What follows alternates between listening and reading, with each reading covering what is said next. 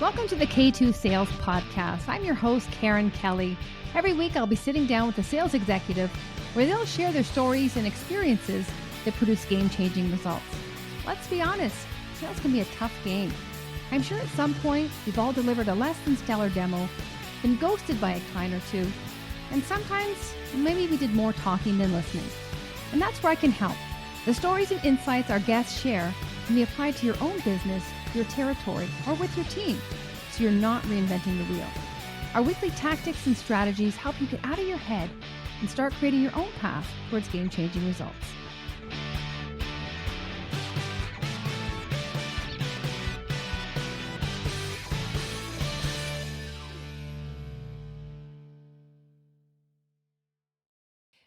Welcome back to the K2 Sales Podcast. I'm your host, Karen Kelly, and Happy New Year. Happy 2024.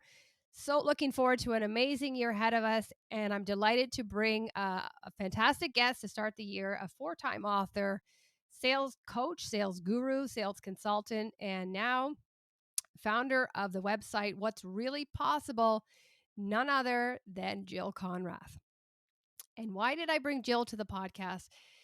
Jill is, she's a trailblazer. She's someone who's not afraid to get in the weeds and really get curious and learn and figure things out, document the process, observe, really tap into her self-awareness, and usually a best-selling book comes out of it.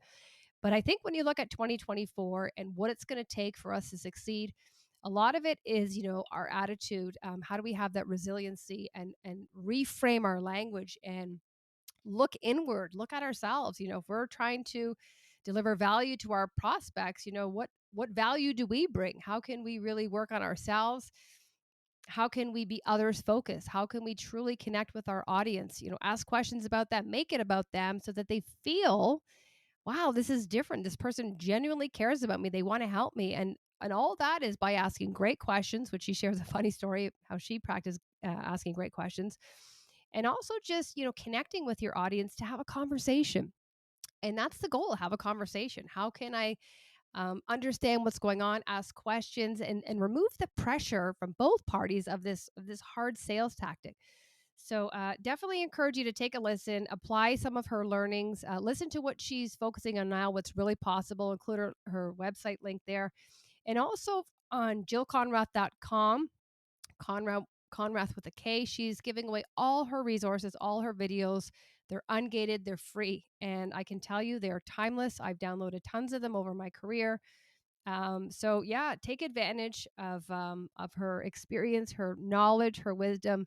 And she's just an amazing woman. And I would highly encourage you to take a listen. I know I always learn from her. She's just a force to be reckoned with. So wish you all a great start to the new year. Thanks for listening, and we'll see you next time. So from someone who I quote says, I hated sales. I thought it was disgusting, horrible profession who came to be known as the #1 B2B sales expert on LinkedIn, amongst other amazing names of trailblazer guru. I am delighted to welcome Jill Konrath to the podcast. Hey, thanks for having me. It's fun to be here. I'm delighted. Thank you for giving us your time, Jill. It's such an honor. And just for some context, I heard you speak in Shebangs in Arizona a few months ago, and your ability to present and storytell and just engage had such a profound impact on me that I wanted to bring you to the podcast and share your wisdom and your expertise with my audience. Thank you. So what I really want to dive deep into your brain of the masterpiece of a brain you have is when I think about where we're at now. We've had, kind of coming out of the pandemic in the rear view, but when you look ahead, we have AI. And I think what a lot of people, sales professionals are facing right now is as we turn the calendar into 2024, I would say there's more discouragement and a little bit of fear versus excitement. And so I really wanted to talk about, how can we equip ourselves from the mindset, the reframing, our attitude and our skills to really start within ourselves, do the work, but to make for an enjoyable experience for our audience. Some people would say you couldn't do that with all the things that you just presented to me in terms of what we're dealing with. But I mean, let me just say from the beginning, we have a challenge. We don't have a problem. And if you define something as a problem and that AI is going to be scary and our jobs are at risk and this and that, it immediately sets off the fear reaction in your brain, and you start being stupider, if I can throw that word in. You see fewer ideas and fewer ways out. You get discouraged, and you're not at your best self. So you have to look at it differently from that onset. And let me just say that having been in the sales world for a number of years, there's a whole lot of things that change all the time. There are ups and downs. In 2008, there was an economic problem, crash, and a lot of people lost their jobs. And before that, there was Y2K, when everybody was scared to death that the computers weren't going to be able to handle the transition to the new century. And there's just always ups and downs. And certain companies have their own ups and downs as they go through different market issues and stuff.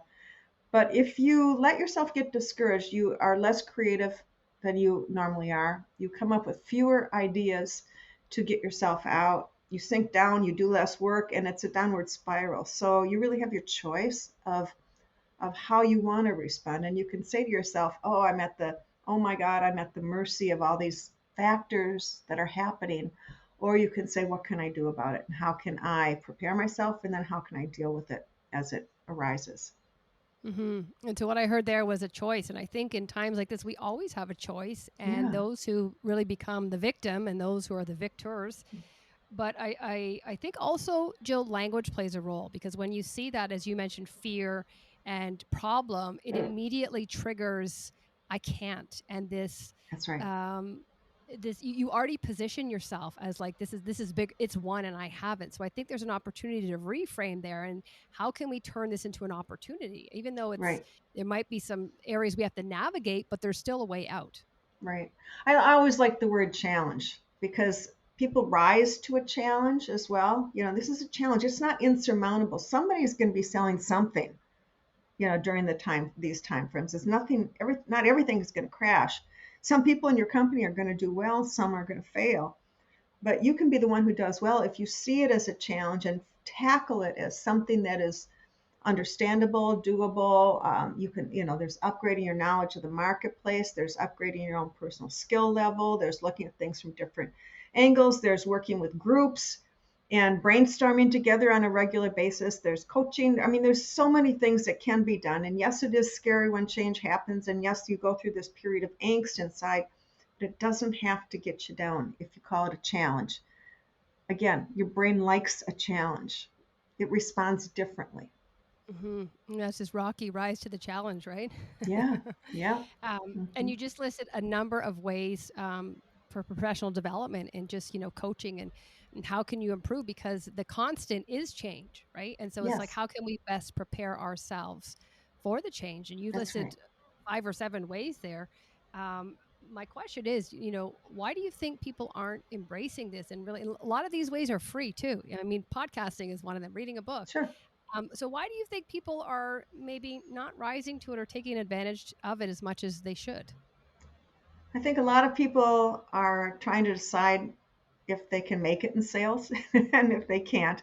And they have this preconceived notion that sales is something horrid, like I did. I thought it was disgusting and, last thing in the world I wanted to do was be in sales, but I had an idea for starting a company and put together a business plan and shared it with the VP of marketing from General Mills, which is, a nice little company that most people have heard of. And he said it was great and brilliant. And they looked at me and my two partners and said, now which one of you three is going to be doing the sales? It was like, well, I thought it was such a good idea. It would just sell itself, right? I mean, that's, if you're starting a company, you see that. But the reality is somebody really does have to sell it, like you said it to me. And so I reluctantly went into the profession. Um, some people go in because it's a starting place and that they can get there, but you can't stop there. You have to embrace it as I have something to learn. It's like you don't go to the Olympics, in a swim, you know, meet in the Olympics and swim the 50-yard butterfly or something, you spend a lot of time practicing for it, thinking about it, and watching films and listen, about how you're doing and looking at your stroke. And the same thing is really true with sales. You can analyze your calls. You can work with somebody else and tag team each other and give each other feedback. I mean, I just as one other person along, and you can really be working together. Um, I mean, I have a lot of ideas because this is always something I always needed to keep things going because I had to keep growing. And I also moved into consulting and working with companies on product launches and things like that. But I think somebody who's new needs a role model. And the role model can't be the billionaire who's already, had an IPO on their company, or the top salesperson in your organization who's got the biggest accounts. If you're starting or you're struggling, you need people who are going through some of the same issues that you are, and maybe just a little ahead of you. And you need to not have the pride to be if you're too proud, you can't ask for help. But for me, I know when I first started in sales, I picked a guy who started a few months earlier than me who had done real well, and I kind of attached myself to him and started like a barnacle, like Lowell, tell me how you're doing. How did you do that? And pretty soon we became peers. But I don't know. I just think you need to realize that sales is a learned skill. There are so many ways that you can get better at it, starting from, targeting the right clients or possible clients to figuring out how you're going to approach them the right way, to listening to your own voicemails to see if you would delete yourself. Don't I've done that, by the way. When I switched markets, I used to call myself up and to just to hear me going, oh God, Jill, you sound awful. I'd hang up with you when by the time you said this. It's pretty dreary. But it's so much you can do, and it's a learning experience. And if you really go at it from that perspective, you don't get down on yourself. You go, who else can I see? Who else can I talk to? Who's ahead of me? Who struggled with this problem before? What advice would they give me? Mm-hmm. And all great points. And I think to answer those questions or to even be in the position to ask them, there has to be a desire to get better and to want to win and want to, sales is a profession. And I just Yes. think when you treat it like that and when you see it like that, not this commodity or this transaction, you really want to get curious with yourself and start really honing your self-awareness and saying and being okay to Hmm. watch those cringeworthy first calls and Oh listen to yeah. your voicemail and send yourself an email saying, well, 400 words is too long. Oh my God. And you scroll through it. I would never read this far in an email. I'd delete myself after that first paragraph. Or the subject line is sucked so bad that you wouldn't even want to open the email. I mean, there's so much that people can do, and you're right, it is a profession. It's not just something that you do on your way to something else. It's something that you can get really good at. And the reality is, if you get good at sales, you get good at a lot of different things that can help you be successful wherever you go in your career. Mm-hmm. I think it's in life. It's you're dealing Oh with people. yeah. You're moving people. Whether you're a parent, a partner, you're trying. There's always the element of influence and persuasion. Right. And so a lot of people say, I hate sales. I'm like, well, you just practice it Yeah. to watch your TV show tonight because you negotiated with your That's right. 11-year-old and you won. So it really is everywhere. Hmm. So you mentioned a few things there about just trying and even you latched on to someone a few steps ahead of you. And I couldn't agree more with community. And I know you've been a real Yeah. trailblazer, especially for women and having a community. So I want to thank you for that. Well, let me just say, yes, I did start a group of women sales professionals who were speakers, authors, trainers, coaches, etc. But I was I, very selfish about it. I needed them. I needed them in order to be better in my profession. And so I pulled a group together, and everybody got better because we were all together. And the first time we got together, I made all these people who saw themselves as competitors share one of their strategies that was helping them grow their business. And people were appalled that we were sharing strategies, but it's a big world out there, and we can help each other, and we can lift not only the profession but women in the profession too. And you did that, and even in our, I'm so grateful that I am part of the Women's Sales Pro community that you've Yeah. created and Lori's taken over. But we did that, and when you could look at it and say, well, there's a lot of competing, businesses here, but nobody saw that we were all openly sharing. And Yeah. I think this is what community is, and Uh-huh. especially women, when we can lift each other up, we Yes. help each other. But it's so nice to see that you actually, needed, like, you carved it out for yourself, but through Oh, that. it's very, very selfish. Yeah, but think about our No, newsletters and our blogs. I Usually we're know. writing because or even as you're a Yeah. four-time author, Yeah. some of the reasons we are writing is because we need the help, right? It's getting our thoughts on paper that help us. Yeah. Well, and all four of my books that I wrote in sales, every one of them is because I had a sales challenge that needed to be solved. I mean, there was a period of time when I lost both my big customers, and I had been booked out as a consultant. I'd been booked out for 6 months, longer than 6 months. And within a 2 week span, because Wall Street spoke and said, thou shalt deliver better earnings, I lost all my business, 95% of my business. So I had to reinvent myself. And the process of reinventing was very painful. And then I finally was ready to go to market and figure out what I was going to do. And nobody answered the phone. Nobody returned my emails. Nobody called me back. It was like, what in the world just happened? And I thought I'd lost my mojo, and there was no future for me. And I finally said, okay, Jill, because I heard it was a problem from other people too. When I finally realized it wasn't just me being totally stupid, and realized it was one of everybody's problems, I threw myself in, and I said, okay, I got to figure this out. And there were no books out there, so I spent like a year trying to figure. First of all, I had to get my own business back, and I figure out what would work, and then I had to take my own business out of it and say, now, if I were in another business, how could I make this same process work? And so there's a methodology for figuring out what to do and how to go to market. And that book was selling to big companies. It was designed for small to medium-sized businesses who wanted to get into larger corporations because bigger deals. So I wrote that, and then that book came out, and shortly after that, um, one of my best customers, I had done a big project for them, said to me, Jill, give me a call next week, and we will talk about the next step. So I gave him a call the next week. He didn't call me back. I called him back again. I called him back again. I sent him emails, called him back, sent him emails, nothing. I finally wrote him an email and said, Bill, I don't know what I've done, but somehow I must have offended you, because we've always worked together, and please accept my apologies. And I really meant it, because I'd worked with him for a couple of years. He got back to me in 30 minutes and literally said, oh God, Jill, no, you haven't done anything. I am so crazy busy that I just can't get my head above the water. And all of a sudden I realized that we were facing, in the sales profession, a new issue. We had crazy busy customers who had less time for you than they ever had before. And we had to learn how to change what we did. So I had to think about it for myself and figure out what to do. And then I wrote another book, Snap Selling, for how to sell to crazy busy buyers.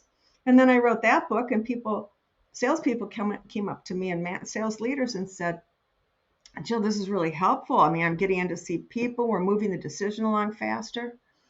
Um, but I'm crazy busy too. What do you have for me? And I said, oh God, I have no idea. I'm swamped. I'm dying. I've got so much to do. And then I realized I did know something that other people didn't know. And what I knew, because I was a consultant who had to do rapid immersions, is I knew how to get up to speed fast in a new sales job. So then I wrote the book Agile Selling, which is all about how to quickly get up to speed, like I said. And it was step by step. Here's what you need to know if you're going to be selling. And it wasn't all about how to be the salesperson. I had 2 books in that. It was, what do you need to know to get up to speed fast? And then I put that book out, and people said, well, that's great, Jill, but I'm still crazy busy. Can you help me with that? And again, I said, well, so am I. Nothing's changed. And then I woke up one day and went, well, this is crazy. I'm crazy busy. I should probably figure this one out. I'm seeing a pattern. Are you?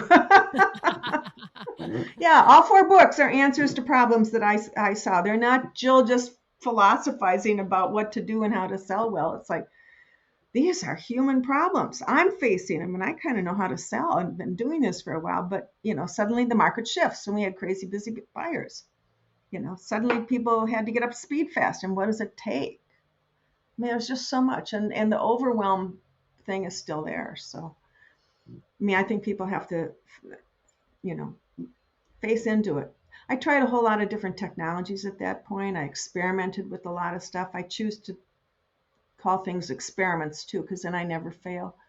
Um, so I experimented with what worked better, what didn't work, and discovered that the thing that worked best for me, and I can't say it would work best for everyone, because like I said, I got productivity improvements in a lot of different approaches that I used. Um, the thing that worked best for me was role playing. I role played that I was a time master.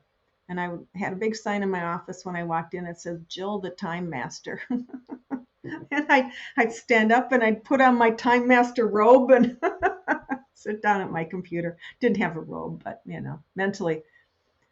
And, when I role played somebody who wasn't so crazy busy as me, it was amazing how much I could get done and how fast and the efficiency of it and the quality of the work. So it was a funny experiment, but I mean, I tried everything and it made a difference. Well, what a great story. And it just shows like you're adaptable, because after every challenge, you documented your process through writing, which is great. I think as you struggled, you found a solution. And I'm sure people listening to this now are thinking, Jill Konrath got ghosted. People didn't get back to Jill Konrath. Maybe I don't feel so bad. But just think about that story that you with your customer, and you sent him a message saying like, you didn't get back to me. I think that's what we're seeing a lot of now is salespeople think their customers are actually thinking about us a lot more than they are. Yes. And I think there needs to be a little bit of reality check there, that we're important, Oh, but not that important. And I think no. that's part of it, is this managing expectations, in that when they're day to day and you look at their schedule, like we play very, very minute part of it. And so I think Yeah. when you know that, there's going to be less discouragement. There's going to be less letdowns, because we know where we stand. Yeah. And to me, that would also imply one other thing. It would imply that I have to figure out how to be more valuable Yeah, absolutely. to them. And I'd have to look at what can I bring to the table? How can I give them resources that they would find useful? How can I keep the momentum going? Who else do I need to bring in? How can I help them make the decision easier? There's so many ways you can get better when that's what's going on. But I think so many people are so focused on the numbers these days, and so many companies want you to do X amount of calls or send out, they've got all these things that you're supposed to do and how often you're supposed to do. And the failure rate is so high on all those things.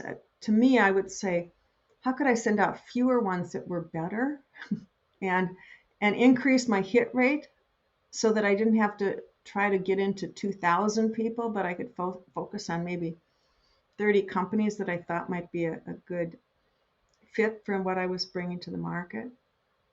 And what I would say there is, that's also the sales leadership that needs to say, hey, these Oh, KPIs are serving one person and one person only. Your customers don't really care about how many dials. They care no. that you understand their business and that you can help them solve a challenge. Yes, that's all they care about. And they care about being a valuable resource. And, a lot of companies have their scripts for people that they want them to follow. But it's really about how do you learn yourself to be a valuable resource. If your company's not doing it for you, and a lot of companies don't invest a lot in salespeople, but you can still become smart at the things that your customers are interested in and what matters to them. And one of the things that you can do if you're new in a job is you do take over some accounts sometimes, and you can go interview your customers. And the best customers to interview, I found, were the ones who made their decisions within the last year, because they remember the good old days when they had that other service or they were using another technology. They remember it. But if somebody switched to your company 5 years ago, it's the status quo. So to go back and interview them and be willing to say, hey, I'm new, I just took over this territory. I've been in the company here, but I've been working in the medical device area. And now I've switched over here and calling on financial services. Can I learn something from you? And people are open to you learning too when you're talking. Yeah. Yeah, absolutely. I think that word learn or help is definitely a key word. Mm-hmm. That reminds me of that jobs to be done framework. Mm-hmm.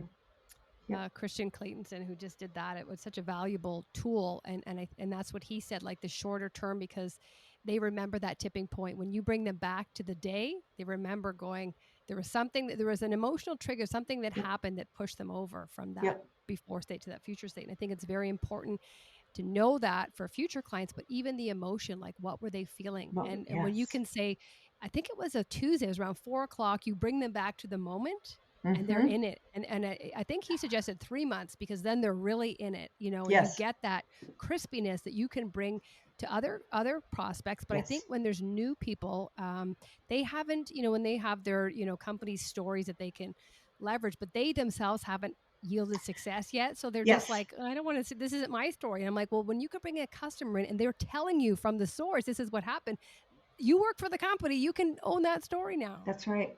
Again. Mm-hmm. And it's so valuable.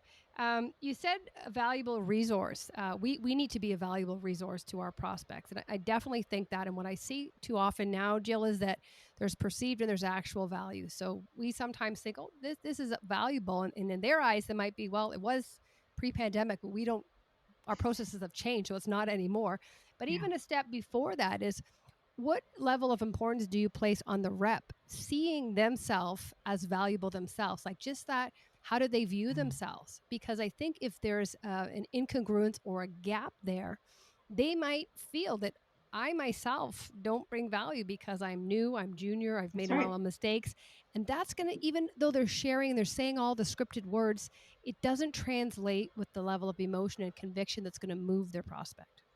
Right. And that does happen. But let me just say that rep can learn stuff. And if they don't have it, they're new in a job. I mean, people who conduct surgery on other people, they've been trained well. They go through it, they try it, and they experiment. Like I said, I mean, I use that word a lot. If you're not doing well, you need to figure out what you can do differently. It's a problem solving initiative in terms of where are you running into problems. It's being honest with yourself and looking at the conversation that you had.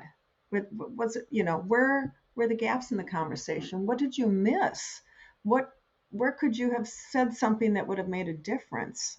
And again, it's really just being honest with yourself. If you're new in sales or new in sales but in a new company, you have to learn, and you have to just admit that you're a learner and you don't know it all, and kind of sop it up. I mean, you can go talk to other people who have been around the company for a long time and get their stories and hear the stories, and but you can interview them too and not just hear them. And you can say, well, tell me more. And what was it that really triggered them to make the change that they did? And as you were working with them, what did you discover that they didn't even know that they had a problem with?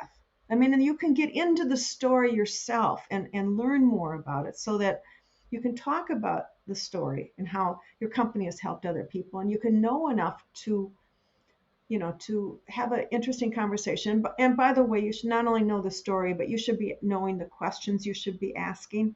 So if you have a story that you can tell about how one company succeeded, there should be a whole slew of questions that you can be bringing up as well, in terms of things like, your the clients or prospective clients experience with that kind of issue, how they dealt with it in their company, what did they discover, and what was the part that was hardest for them or that they were dealing with. But every single thing that you bring up could be a lead in for a conversation that could find a way that you can help them.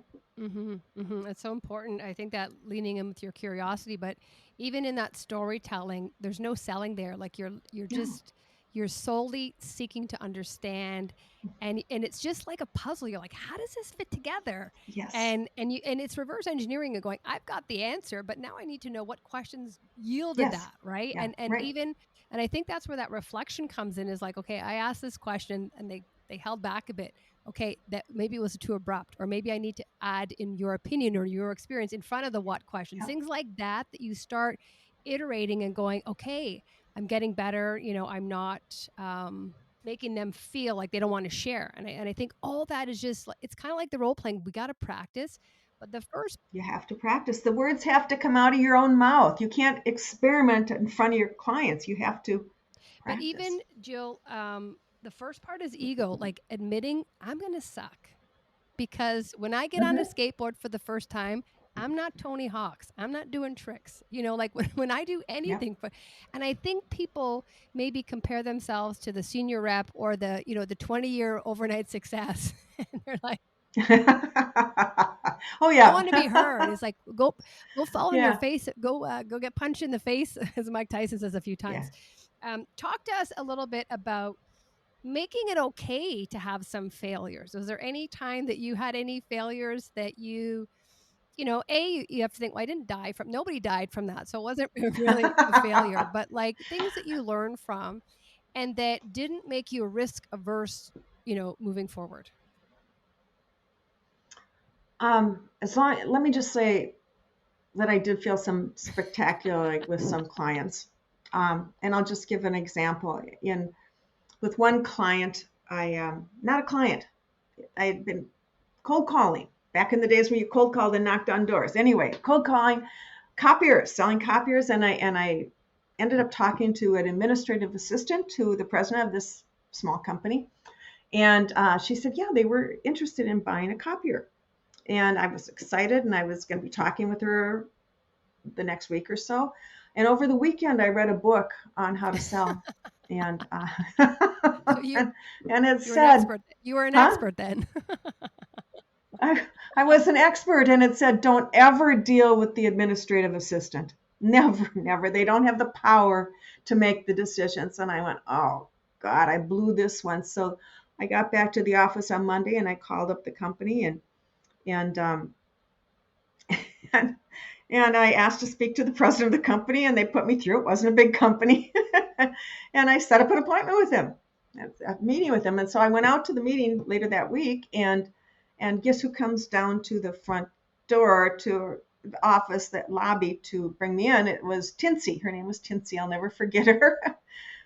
And she came to get me, and she said, Jill, what are you doing here? And I said, well, I'm here to see Mr. Big.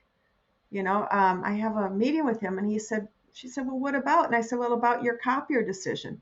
And she gets right, I'm in the lobby, other people are in the lobby, and she gets right in my face and she starts going, I told you I was making this decision. And suddenly I knew I had goofed really badly. And I mean, and people were watching, and I was just like terrified.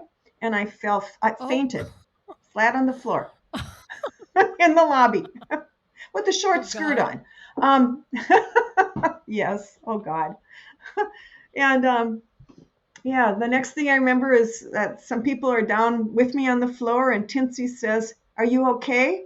And I said, yes. And she said, then get out of here and don't ever come back again. I thought she was gonna pity give you the sale. Nope. Nope. I was kicked out and told to never come back again. And I was still a trainee with the company. I didn't even have my official territory yet. And I thought, they're going to fire me. They're going to call Xerox and they're going to tell them about this horrible person I am, and they're going to fire me. And they didn't do that. But then I had to say, okay, Jill, you're still alive. What did you learn? What did you learn? And what did I learn? The reality is I went around her back. And if I were her, and somebody had gone around my back, I'd been mad too. So I learned never to go around people's back. If I was going to talk to the president, I was supposed to talk to Tinsy first and say, we really need to bring the president in because it really involves him or her too.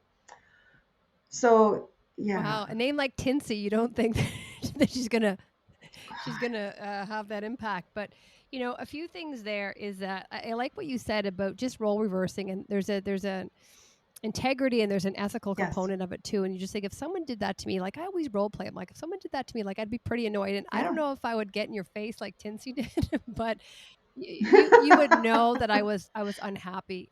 And I think the Yeah. second part is, even regardless of what you read, and that book told you not to do that, but like you still have to listen to your own moral compass and like what Hmm. rings true to you. And I think people, Right. they're so reluctant, or they're so reliant on a script and a framework. And I'm like, yeah, but like, I who know. are you at the core? And like, what do you believe in? Like, what is your purpose? So Yeah. take that, but like, uh, Yeah. you do you. Yes. Yes. The script is written oftentimes by people who don't have the nice words that you would use and the way of wrapping it in language that feels like you. It feels like a script. And you're going through the motions of selling. And that's different than actually having a conversation with a human being whose life you can make better by your product or service. And to me, it was interesting because I really remember there was a point in time where I actually had to step back and say, what do I have to do to make this person feel comfortable with me? And how can I make him or her successful? Because if he or she is successful in their job, I will be successful. So the whole focus then was on helping my client be successful, not selling them copy machine, not selling them technology, not selling them services, which I did all in my career, um, but really focusing on their world and the challenges that they were facing that my product, service, or consulting could solve.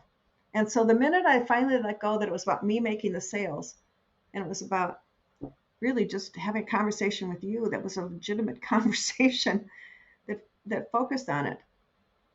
And let me just say, I'm not somebody that just thinks that I can do it by chance. I don't trust my in the moment behavior. I think because you are almost like you have to think it out first. I feel like the Hmm. fact that you're a four-time author that would support what you're saying of like, I think it out, I document it, and then I do it. So in the moment, that think on your feet may not apply as strongly. When I was in high school, I wanted to date, and guys. I'm going to switch subjects, okay? I wanted cool guys to ask me out, and I read 17 magazine, and they're the expert on dating at that point.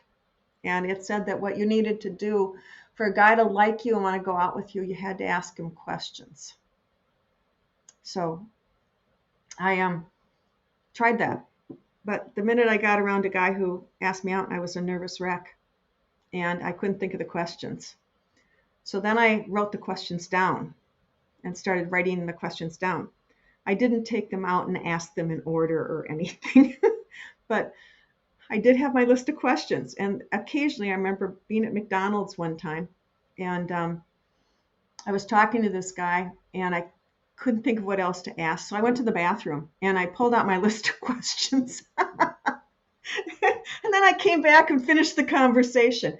Yeah, so like I'm a little anal retentive on some things, but I learn faster that way. I mean, I cut my learning curve by doing things like that. And I'll never forget, shortly after that, I had a date with a guy, and I had, you'll laugh, this is like sales.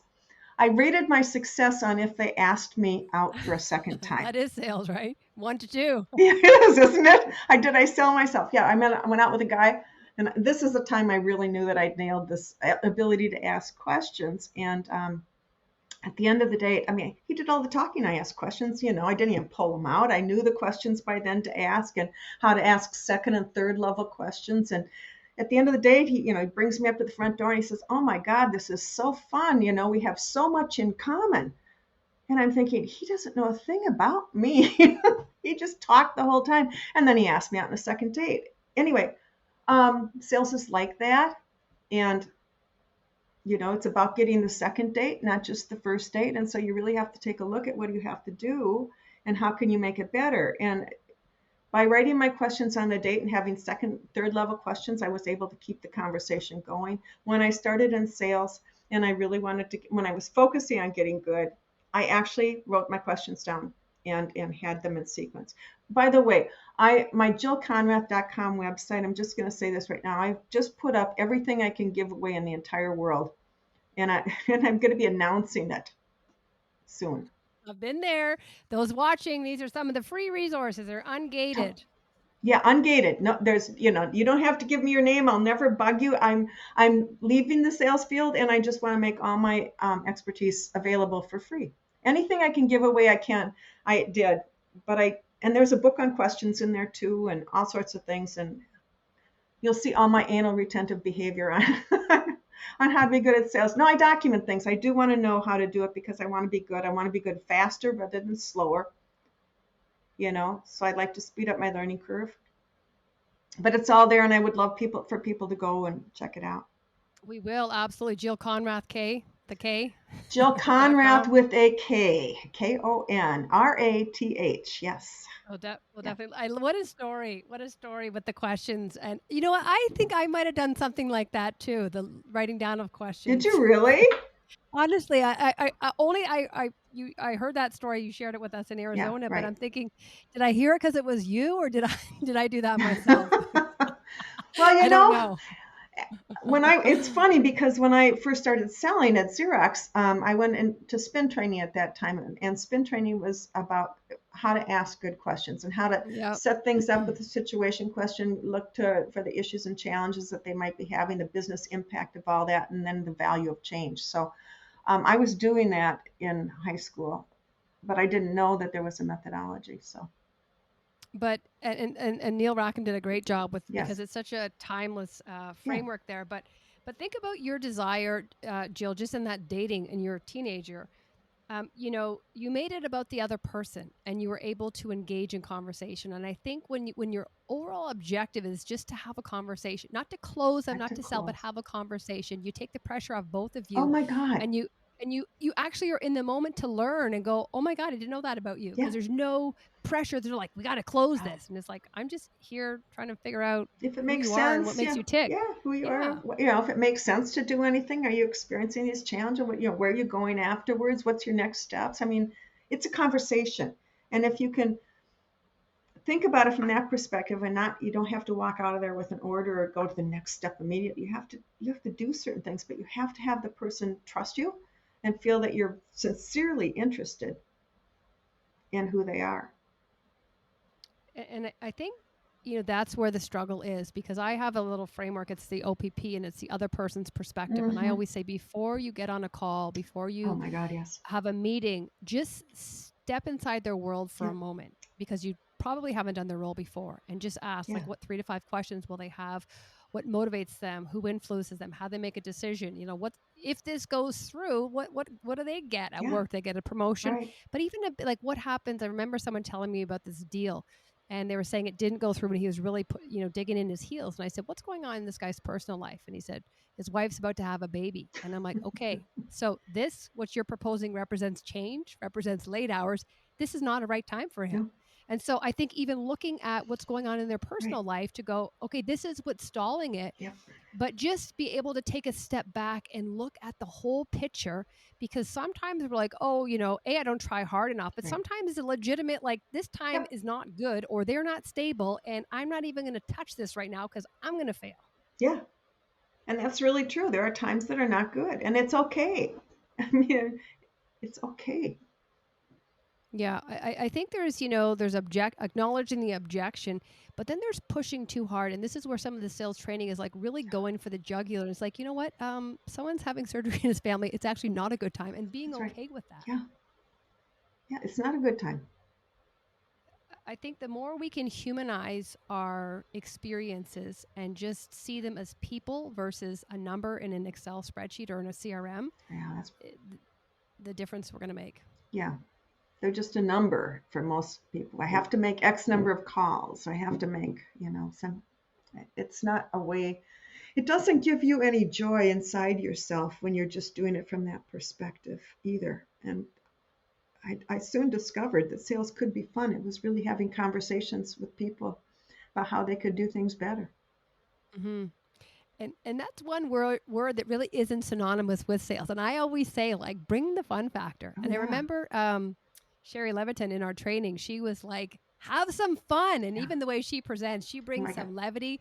And it's just like, yeah, I think the bar is low now for any kind of pattern interrupt, like, Yes. have some fun, Yep. bring some levity, share a story, be self-deprecating, like you fainted, you wrote down questions at McDonald's bathroom. Like that's fun. Yeah. That's letting people in. And I think the more we can do that, they start disarming and they Oh, start yeah. mirroring and they're like, oh my God, that reminds me of a time. Yep. And then they share, and all of a Yeah. sudden you're on the golf course. Yeah. Yeah. Or out to lunch or whatever.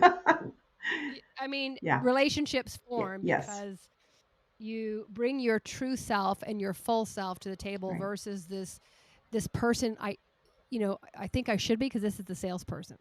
Yeah. Yeah. I think if we put on our salesperson hat, we don't always behave the way we normally would because we feel like we've got to do the pushing. We've got to get the deal. We've got to close it, move it along, and all that. But if we realize it's person to person and it's about making a difference, that's what it really boils down to. hmm And so, for those people who are hearing that and they're saying, I'm trying to move away from that because my boss has given me these metrics and given me all this stuff, but I really want to create that human to human. What are, like, 2 to 3 things they can do to really ensure that when they are having these conversations, that connection, that there is a connection. Yeah, what can you do? You can, I don't know. Again, you bring fun and levity into it, I think is really kind of a really good way because they're so used to people that are following the script. I mean, even sometimes changing the script up a little bit to make it fun. Like the scripts are often, I shouldn't say this, they're often written by marketing people who don't have to get on the phone and think that this is the way that you should do things that sell.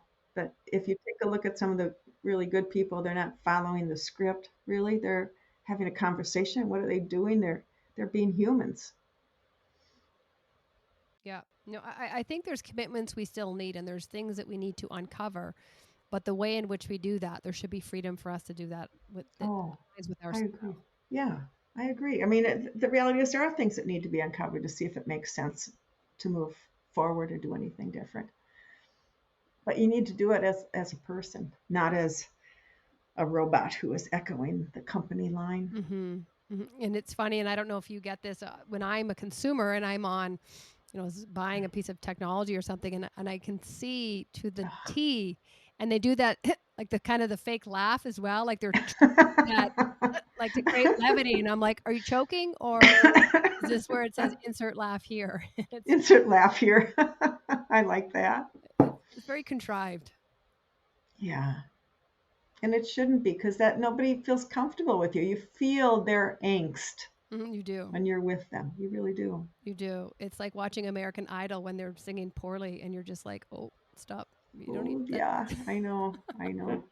And people may think that you don't have to do that as you get going, but anytime you're trying something new or going to do something new with it, I mean, I can remember I was going to LinkedIn a few years back with an idea I had for them in terms of what they could be doing in the marketplace, and I mean, I practiced it with a good friend of mine. I said, I want you to sit in this role. Here's the I'm calling on the VP of marketing at LinkedIn, and here's my ideas, and I want to present it to you as if you were listen as if you were him. And she did, and I had to go back and redo some stuff because I just hadn't nailed it the first time. And I'm a good seller, but when you're doing something new, you don't always do it right the first time, and you do need that feedback from people who care about you and want you to be successful. And you have to ask them to be in your shoes. Yeah, that's so important, Jill. And I think, even if you're not, like, LinkedIn is, it's a big deal, but I think even when you're going to a smaller client, people think, well, I've read it. And I'm like, until you've said it out loud Oh, many yeah, times, but yeah, even with a partner, so that they say, you know what, Karen, when you said that, like, it felt salesy or it did this, yeah, yes. and you're like, I Or didn't di- know that. That wasn't my intention. Well, that's what I'm feeling. yeah, and it's just so important, to get that kind of feedback because it'll increase your success rate and make you far more successful. So, what are your recommendations around companies for implementing some form of role playing for their sales team? I don't go into the technology world anymore. Even even like not even technology, but even just like sitting down with their manager and saying, Oh, hey, okay.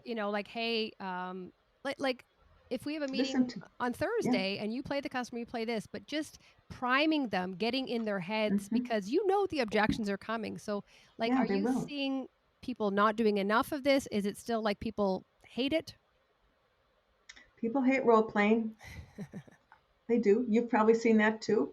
Um, but it's a way to get the bugs out yourself. I mean, if you can look at it, it's a way to get the words out of your mouth in the right way so that they make sense and you're not like being sleazy or anything. It's just, again, it's shortening your learning curve.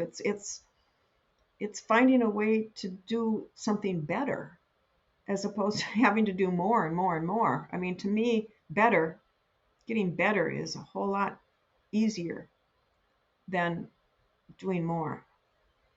I would much prefer to get better. Definitely, and I also think I always think it's an exchange of value for time, and time is the currency. Yes, And when you're showing up and you're practicing on them, it's not a good. It shows I don't respect your time, that's right. And yes, it absolutely does show that. and chances of getting to number two are probably slim. Yes. All about the You one know, two. it's all about dates. Are they going to go out on another date with you or not?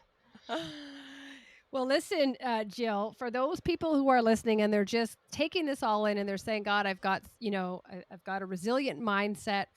Is there any final thoughts you would like to leave us with for just starting 2024 with, with a growth mindset, but an open Yeah. mindset that we can be doing to really make sure that we are upholding sales to the level of professionalism that it deserves? Yeah.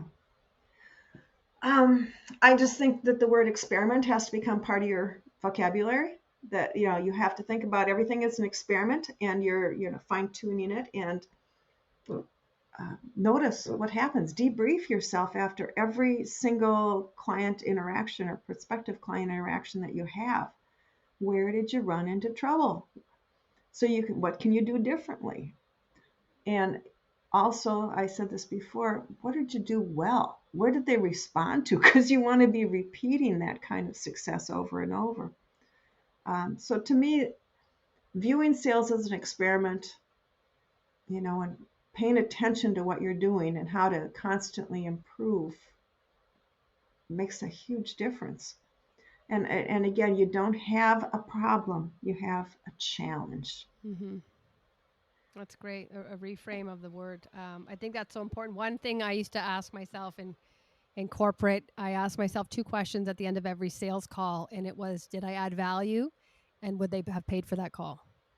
Yeah, would they have paid for that call? Absolutely. And it Hmm. hurt sometime because I wrote down, you spoke too much. Hmm. But when you have to write, it's like a food journal. You ate Yeah. 3 chocolate bars. Guess Oh what? no, You're God. not. No, I'm just saying it's like that where you just think, Yeah, I'm not going to, I had to write it down. I wasn't proud of it, but I'm not going to yeah, do it again. And I think when we can get into that moment of acknowledgement, we yeah, know and we see, okay, I didn't get that because of that. But yeah, when we leave it up to chance and we're like, I don't know why they didn't call me back. Oh, well, maybe you talked for 95% of it. yeah. Well, let me just say, at some levels, I consider myself a lazy salesperson, even though I've told you about all this stuff. I I wasn't so lazy yet, but the reality is, I wanted to go after and make the fewest number of calls and have the highest impact. And everything I did allowed me to have the fewest amount of calls and the highest impact from every interaction I had with people. But I would not say that's lazy because I took the same approach and I studied Lean Six Sigma. And it was, Yeah, how can I get the leanest? Like, why are you taking yeah, 18 steps? I just took 4, yeah. compress my sales cycle, and close the deal. So I Oh, think yeah. it's lean and smart, not lazy. Right. Yeah, I think it is late. But I can have fun with it if I call it lazy, though, can't I? Yeah, but you're the furthest thing from lazy. So, well, listen, thank you so much, Yeah. Jill. And we never really talked about where you're at now. Do you want to tell people quickly what's really possible and what that's all about? What's really possible is my new website, and it's what'sreallypossible.com. But it's about inspiring people to start taking action about some of the challenges that we're facing in this world. And there are many, many ones, and there's great divides in many countries, cities, families. right now, and there's just a lot that needs to be done. So I'm just trying to do my little part and encourage people who are sitting on the sidelines going, oh, ain't it awful? And we need to do something, or they need to do something, or I hate those people, and to try to do something to change the dynamic. I don't know where it'll go. I don't know. I'm stepping into the unknown right now, and I'm trying to figure out my way forward in this new adventure. And by the way, I call it an adventure because it reframes it. It means that it may not turn out as I expected, but it'll be an interesting journey, and it'll be fun to tell that story. And I'll learn as I go. I don't have to know all the answers right now. I'll make adjustments as I come across the way, and I'm going to have fun on the journey and Wow. try to have the biggest impact I can. That's So amazing. And you've set it up in such a great way to protect yourself, but also to stage that it is fun, that it is learning, that you are in uncharted waters, but you're willing to oh go my, there anyway. I am in totally uncharted waters. I've never talked about these things before. Ask me to talk about sales, I can talk about that for quite a while, but this is uncharted waters, and it's scary to me. I mean, it really is, and I'm doing it anyhow, and I'm doing it because I need to do something to make a difference. And I'm pretty good at writing things and turning them into, things. I'm pretty good at it. And that's what I do best, as opposed to organizing and, running groups and stuff. That's not my thing. You're a So, doer. Is there a book going to be coming out of this? oh, probably, but I have to learn something first, don't I? I mean, You- that's my modus operandi. I got to dig in and learn some stuff, and ultimately a book starts popping up. It's never been the ultimate goal. It's always been the outcome yeah, of yeah. a process. So, But good for you for going into the kind of the scrappy, and that's where you go and you figure it out because you're curious. yeah, But it's beautiful that you're helping people away, you're creating awareness, and you're also inviting others to go into areas that you're not yeah, the discomfort. Because I always say, like, yes, on the other side is growth and change, and that's what's going to yes, come out not only for you, but those who you're going to touch as a that's right. result of And this. and that's kind of my goal. That's my way of making a difference in this world at this point in my life and That's career. a big difference. So Yeah, congratulations, and thank you. we'll include all your links in the show notes. And so thank you again Okay. for all you do for women, for women sales pro, for sales professionals. You've been such a force for all of us. So I want to thank you again for sharing your expertise and your wisdom and your humor. Thank you. It's been fun. Awesome. Thank you so much, Jill. Thanks everybody for Thanks, tuning Karen. in, and we'll see you next time.